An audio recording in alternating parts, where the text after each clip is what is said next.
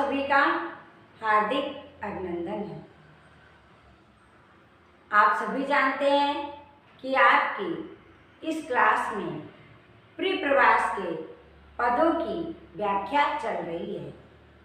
इससे पहले भी आप व्याख्या पढ़ रहे हैं, आज भी उसी क्रम में आप प्री प्रवास के षष्ठ सर्ग के इन पदों की व्याख्या पढ़ेंगे। पद आपके सामने हैं।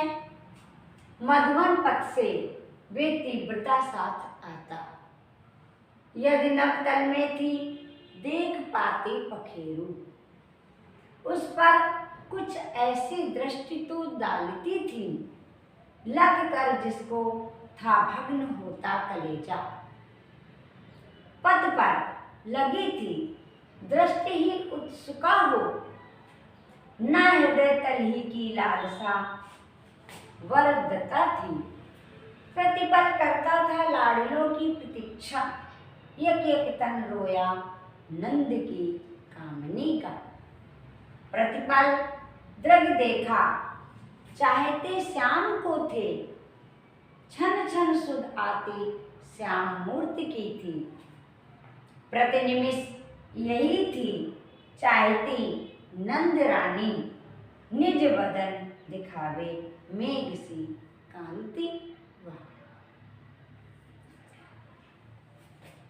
पहले तो हम आपको शब्दों का अर्थ बताते हैं, जिससे व्याख्या समझने में हमें आपको आसानी रहती है। नभ माने आकाश, मधुवन माने मथुरा, पखेरु माने पक्षी, भग्न माने फटना, नष्ट हो जाना, टूटना, लालसा, वर्धिता माने बढ़ना, एक एक यानी रोम रोम, रोया माने रोम रोम, अंग अंग, क्षण क्षण, मुख, बदन माने मुख, निमिष माने क्षण।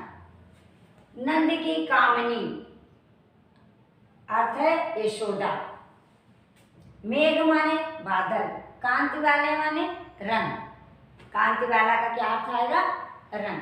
तो बादल कैसे होते हैं? श्याम रंग, और कृष्ण भी श्याम रंग। तो अब संदर्भ और प्रसंग। यह पद अयोध्या सिंह उपाध्याय हरिओत जी द्वारा रचित प्री प्रवास महाकाव्य के षष्ठ सर्ग से अवतरित है।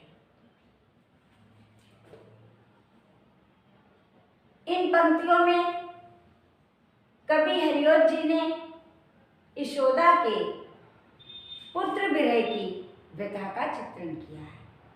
कृष्ण मथुरा गए हुए हैं और अभी तक नहीं आए हैं। यशोदा व्यथित है। पुत्र के विरह में तो यशोदा के विरह की वेदना का इन पंक्तियों में चित्रण किया गया है। व्याख्या। कवि हरिओत जी कहते हैं कि श्री कृष्ण के मथुरा गमन के पश्चात यशोदा प्रतीक्षा करती हैं और निरंतर उनकी राह देखती रहती हैं। कृष्ण अभी तक नहीं आए हैं।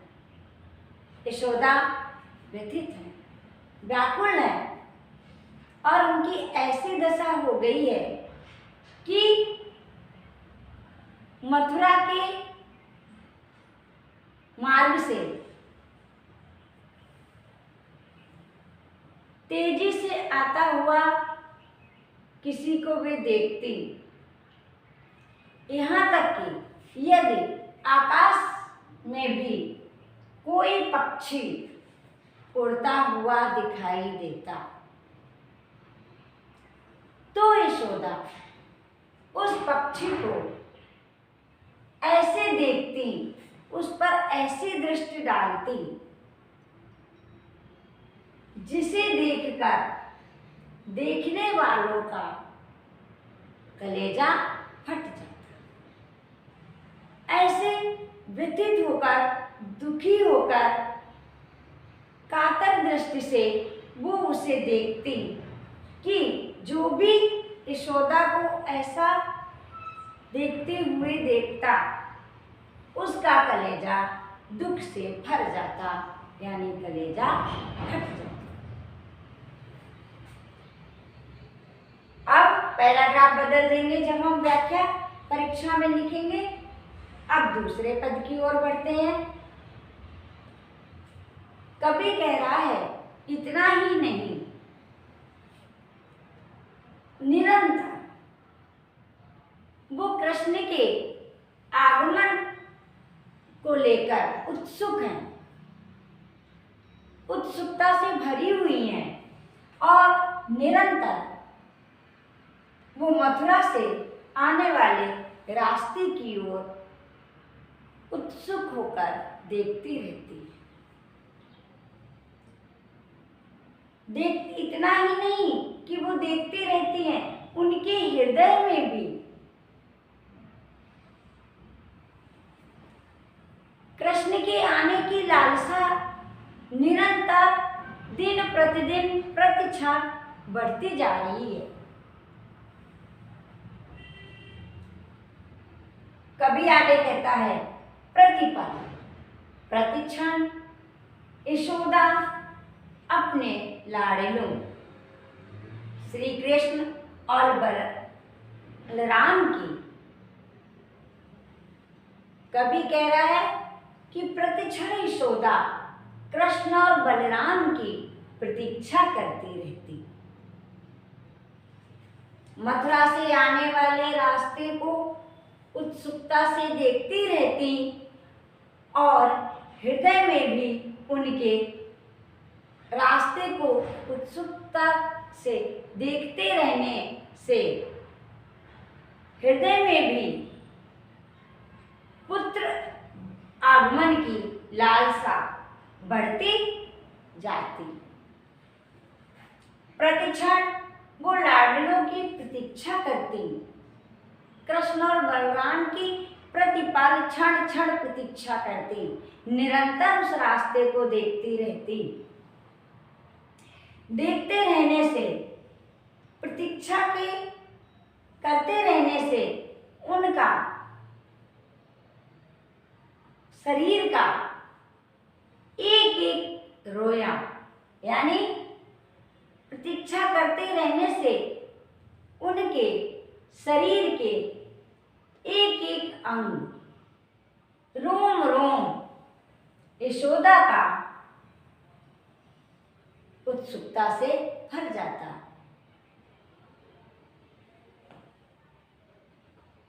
आशावान रहते, रोमांचित हो जाता। कभी क्या कह रहा है देखिएगा कि प्रतिपल वो अपने लाड़लों की प्रतीक्षा करती, कृष्ण और बलराम की, उनके आगमन की प्रतीक्षा में वो अनुभव करती कि हमारे पुत्र आ गए हैं। ये अनुभव करते करते, प्रतीक्षा करते करते उनके शरीर का रोम रोम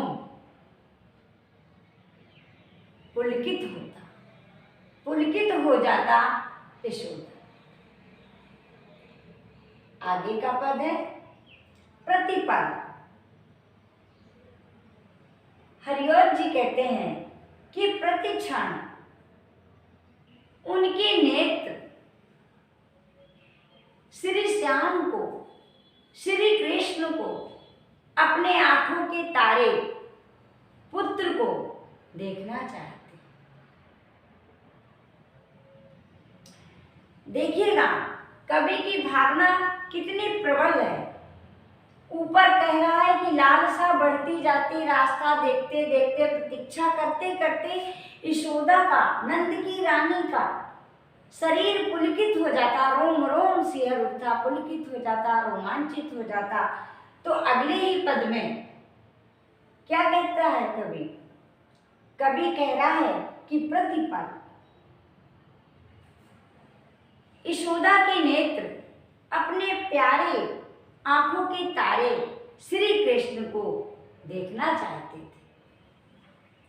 क्षण क्षण उन्हें स्मृत होती, क्षण क्षण उन्हें सुध आती अपने मनोहर श्याम की छवि की।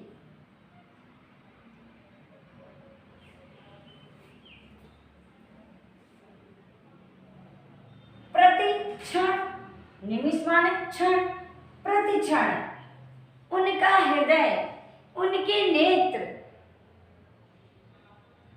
उनकी चाहना क्या चाहती कि वो श्री कृष्ण के दर्शन करें, अपने पुत्र को आंखों से निहारें।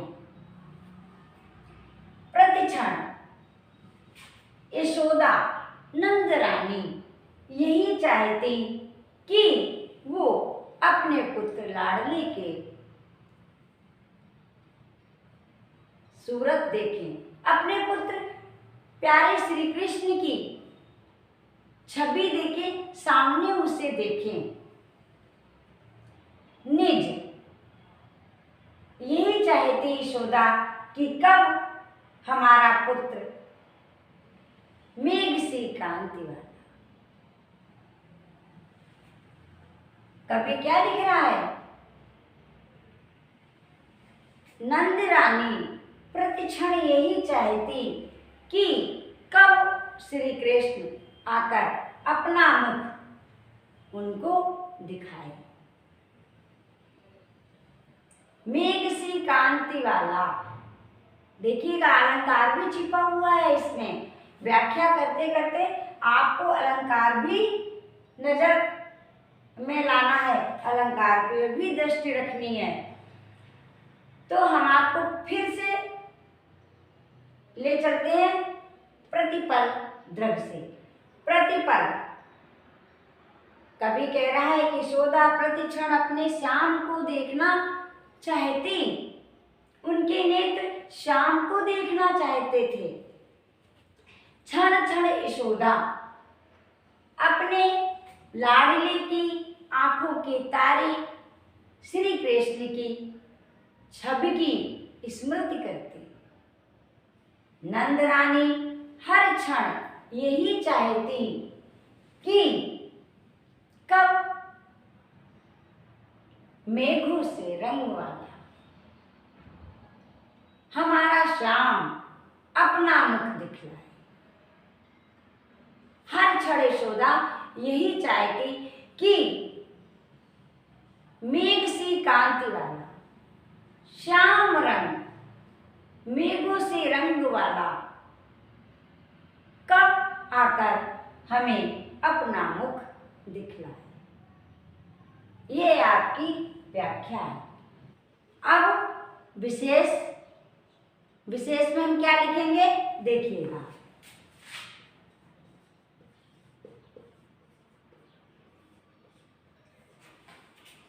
तो विशेष में नंबर 1 पर आएंगे अलंकार। तो नंबर 1 पर अलंकार कौन कौन सा है देखिएगा। इन पंक्तियों में अलंकार है अनुप्रास, ठीक है, अनुप्रास अलंकार। और सकारण बात कही गई है कि निरंतर प्रतीक्षा करती रहती है, इसलिए उनका एक एक रोम रोम रोम, एक एक अंग पुलकित हो जाता है। तो कारण बात की गई है, तो यहाँ पर हम क्या लिखेंगे काव्यलिंग अलंकार। क्या आएगा काव्यलिंग अलंकार।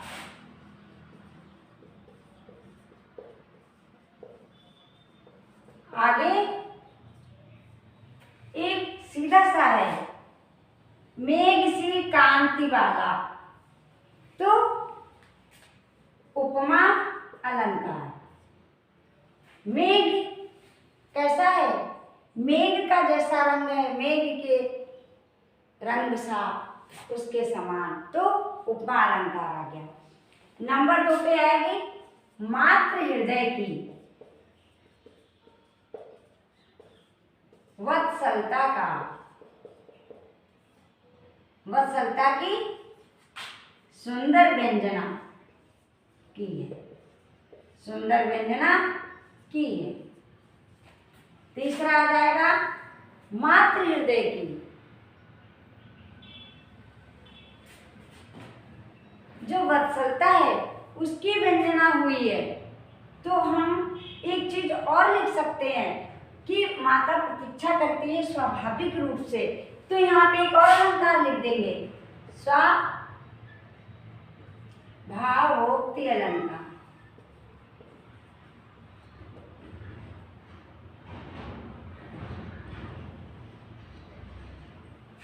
ठीक है, स्वाभावोक्ति अलंकार। तो 4 तो अलंकार हो गए हैं। दूसरा बिंदु हो गया मातृ हृदय की वत्सलता की सुंदर व्यंजना की है। तीसरा हो गया कि पुत्र विरह का चित्रण किया है, तो वात्सल रस आ गया। वात्सल रस में विरह पक्ष आ गया। फिर अगला पॉइंट हम लिखेंगे नंबर 4 पे, छंद। छंद है मालिनी, मालिनी छंद। ठीक है, इन पंक्तियों में मालिनी छंद है और मालिनी छंद की विशेषता है। मालिनी छंद हम कैसे पहचानते हैं? ये वर्णिक छंद है। 15 वर्ण प्रत्येक पंक्ति में होते हैं, तो आप गिन लीजिएगा कि ये 1 2 4 2 6 2 8 2 10 2 12 2 14 और 1 15। प्रत्येक पंक्ति में 15 वर्ण है और 8 एवं 7 पर यति होती है। तो इस तरीके से ये आज आपकी व्याख्या संपन्न हो गई। आज इतना ही, फिर अगले पर।